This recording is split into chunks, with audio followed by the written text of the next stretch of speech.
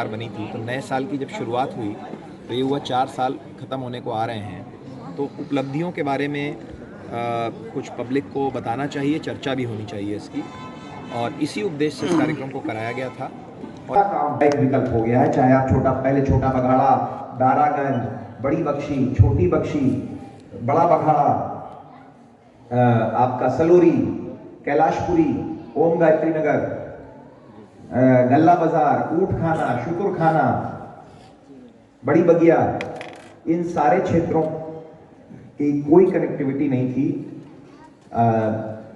बिना फाटक के। फाटक पर रुकना ही था आपको आधे घंटे, उसके बाद आपको जाना पड़ेगा। आज ये सारे मोहल्लों का एक विकल्प पैदा हो गया, एक आरओबी कहीं ना कहीं बना दिया गया है जिससे कनेक्टिविटी मिल जाएगी। कुंभ में भी हुआ, और कुंभ के बाद 40 के ऊपर मेडिकल कॉलेजेस यूपी में बनने जा रहे हैं। ऑलमोस्ट हर जिले के पास अपना मेडिकल कॉलेज होगा।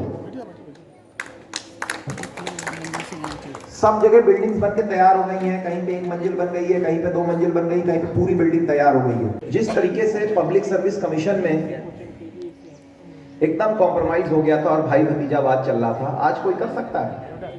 हेलो, आज एशिया में सबसे ज्यादा एक्सप्रेसवे बन रहे हैं तो वो उत्तर प्रदेश में बन रहे हैं। इस समय पूरे इंडिया के सारे प्रदेशों को मिला लिया जाए तो जितना एक्सप्रेसवे नहीं बन रहे हैं उतना अकेले यूपी में बन रहे हैं। आप देख लीजिए, एक बहन जी की सरकार में क्या बना था? दिल्ली टू आगरा, बस यही बना था ना, और कोई एक्सप्रेसवे नहीं बना था। सपा सरकार में क्या बना? आगरा टू लखनऊ, खत्म काम। हमारी सरकार में पिछले 4 साल में पूर्वांचल एक्सप्रेसवे बन रहा है जो दिल्ली को गाजीपुर से कनेक्ट करेगा। गोरखपुर लिंक एक्सप्रेसवे बन रहा है जो पूर्वांचल एक्सप्रेसवे को गोरखपुर से कनेक्ट करेगा। बुंदेलखंड एक्सप्रेसवे बन रहा है जो दिल्ली से होते हुए झांसी और महोबा और चित्रकूट होते हुए प्रयागराज तक आएगा।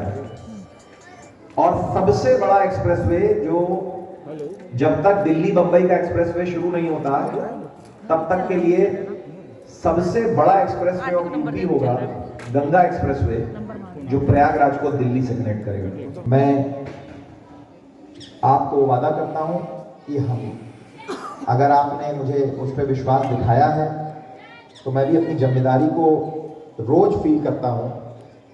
अभी मेरे फ्लाईओवर बनना शुरू हो गए हैं, बख्शी बांध के और सलोरी के, और मैं ऑलरेडी कुंभ के प्रोजेक्ट में लग गया हूं कि मुझे कुंभ में क्या क्या बनवाना है, कौन कौन से नए ब्रिज बनवाने हैं, एनी बेसेंट पे अंडरपास बनवाना है, इन सारे प्रोजेक्ट्स पे एक नया बांध बनवाना है जो बाढ़ में डूब जाते हैं बहुत से मोहल्ले, वो उन सारी चीज़ों पे वर्क करने के लिए एक नई रिंग रोड पे जो शहर को कवर करे, जिस तरीके गांव की हम लोग रिंग रोड बनवा रहे हैं वैसे शहर की भी एक रिंग रोड बने। तो इन सब प्रोजेक्ट्स पे ऑलरेडी मैं काम करना शुरू कर दिया हूँ। तो इसलिए अपनी जिम्मेदारी जो आपने मुझे दी है, जितना मेरी तालीम, भगवान के आशीर्वाद से विदेश में भी पढ़ने का मौका मिला, दिल्ली यूनिवर्सिटी में भी पढ़ने का मौका मिला, दुनिया के बेस्ट वर्किंग सिस्टम्स को स्टडी करने का मौका मिला, तो जो कुछ सीखा है दुनिया भर में देखकर उसको अब प्रयाग में लागू करने की कोशिश कर रहा हूँ। और जो मेरा लॉन्ग टर्म मिशन था कि एक दिन प्रयाग को सिंगापुर बनाना है, उस मिशन पे मैं लगातार निरंतर काम कर रहा हूँ। और अगर आपको लगता है कि एक सच्चा प्रयास है और उस तरह का दूषित काम करने का तरीका नहीं है जिस तरीके से बहुत से नेताओं का नाम मिस्टर 5% और मिस्टर 10% हो जाता है, अगर वो सब चीज़ें आपको लगता है कि उस तरीके की गंदगी नहीं है, तो 1 साल बाद फिर से शायद आपको मौका मिलेगा अपना मत देने का, तो एक बार फिर से सोच लीजिएगा।